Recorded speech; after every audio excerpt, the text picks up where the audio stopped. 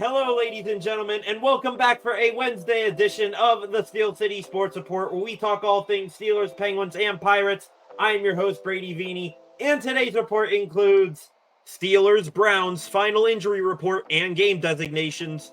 Myles Garrett calls out T.J. Watt for complaining about losing Defensive Player of the Year. The Pittsburgh Penguins are just a bad movie that you keep rewatching, and more. As always, please be sure to like, comment, and share this video, as well as subscribe to the channel. Now let's get into the first news story of the day. Steelers-Browns final injury report and game designations.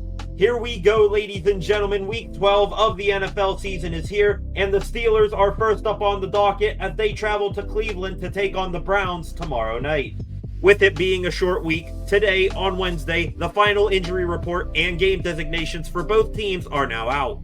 Starting off with the Steelers, there are only two players with game designations, both of whom have been ruled out. Those two are outside linebacker Alex Highsmith with an ankle injury, no surprise there, and corner Corey Trice with a hamstring.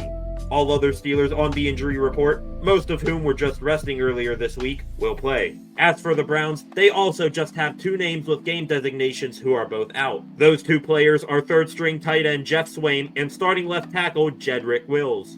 It should also be noted that Cleveland will be without some key players who are on injured reserve. Those players include quarterback Deshaun Watson, tackle DeJuan Jones, and their best linebacker Jeremiah Owusu-Koramoah. All other names on the Browns' long final injury report are good to go, including most of their top players in guard Joel Bitonio, tight end David Njoku, corners Denzel Ward and Greg Newsome, and Pittsburgh's favorite Cleveland Brown defensive end Myles Garrett. The 2-8 Browns, with their backup quarterback, should be an easy victory for the Steelers even on a short week, but we all know that this screams trap game.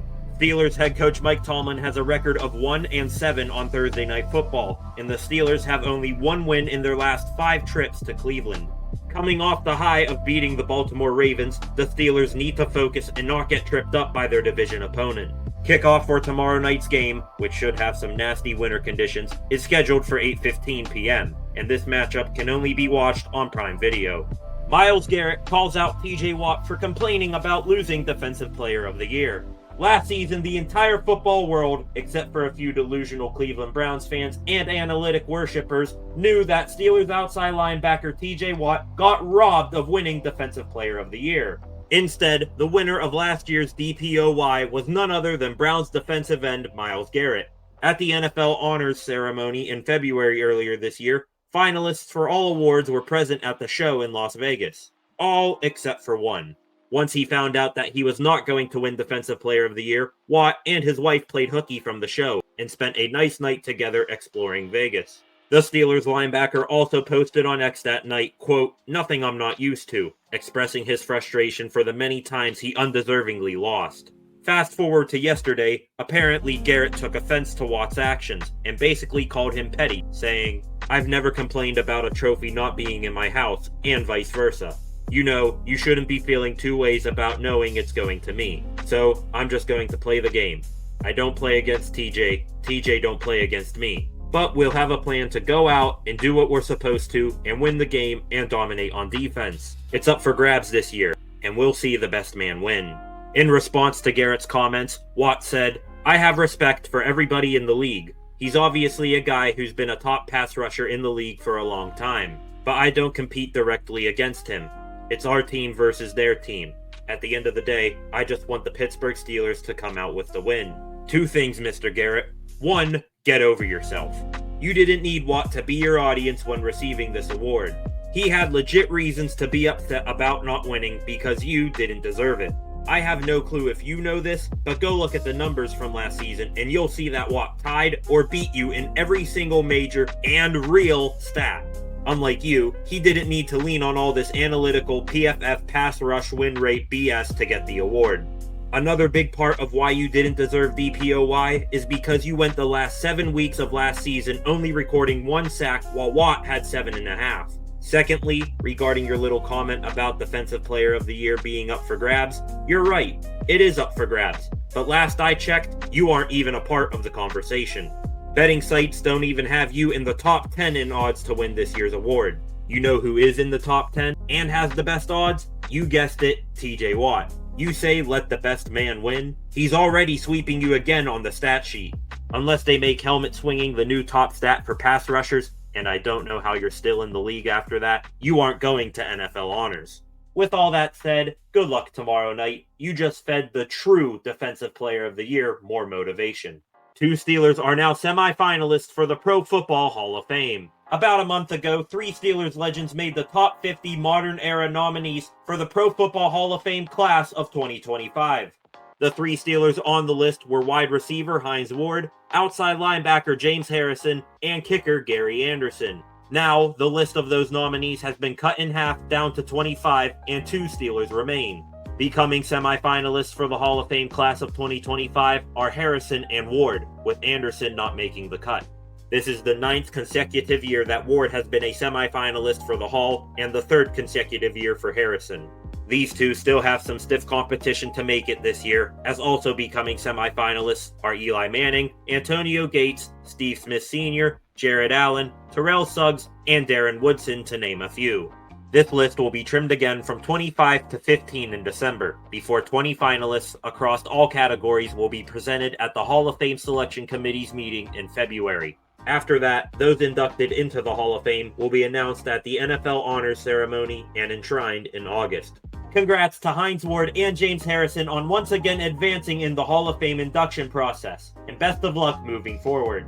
Chris Boswell earns a weekly NFL honor for the 2nd time this season. While we're talking about the Hall of Fame, someone who is having a Canton-level season is Steelers kicker Chris Boswell. Yesterday, Boswell was recognized for his Week 11 performance against the Ravens and was named AFC Special Teams Player of the Week. Once again, Boswell was 6 for 6 in field goal attempts, making 3 of those from 50 yards or beyond, and scoring all 18 of the Steelers' points in their victory. This is also the 2nd time that Boz has been named AFC Special Teams Player of the Week, as he had a very identical performance in Week 1 against the Falcons. As I mentioned in yesterday's edition of the Steel City Sports Report, if Boswell can keep up this pace, he'll break the all-time record for most field goals made in a single season. Congratulations, Boz, on once again receiving this honor. The Pittsburgh Penguins are just a bad movie that you keep rewatching. Nope, not doing it. I'm not wasting too much of my time on this. Even if you didn't watch it, you all know how last night's Penguins game went. Another 2-goal lead got blown in the 3rd period, and the Pens lost in overtime. The only difference from this game compared to the others was that Tristan Jarry actually looked decent in the first 2 periods. Then his magic wore off, he turned back into the Jarry that we all know, and decided to go for a stroll on the OT winner. Last night's loss now makes 8 multi-goal leads blown by the Penguins in their first 21 games. To sum it all up, I now give the mic to Marcus Pettersson. I don't know what to say right now. It just feels like the same crap all over again, you know?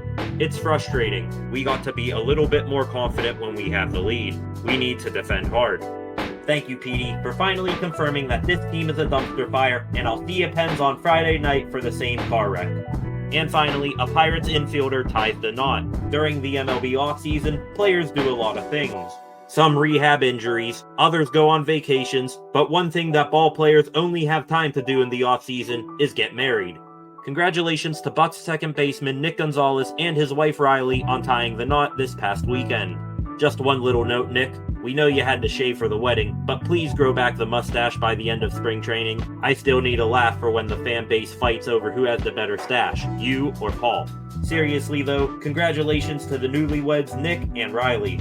And with that, ladies and gentlemen, that wraps up a Wednesday edition of the Steel City Sports Report. Again, please be sure to like, comment, and share this video, as well as subscribe to the channel. Thank you all for watching, and there will be no daily news episode of the Steel City Sports Report tomorrow, but I will be live at night for instant analysis and reaction to Steelers and Browns, so I hope to see you guys then. If not, I will see you guys back here on Friday with some more Pittsburgh sports news.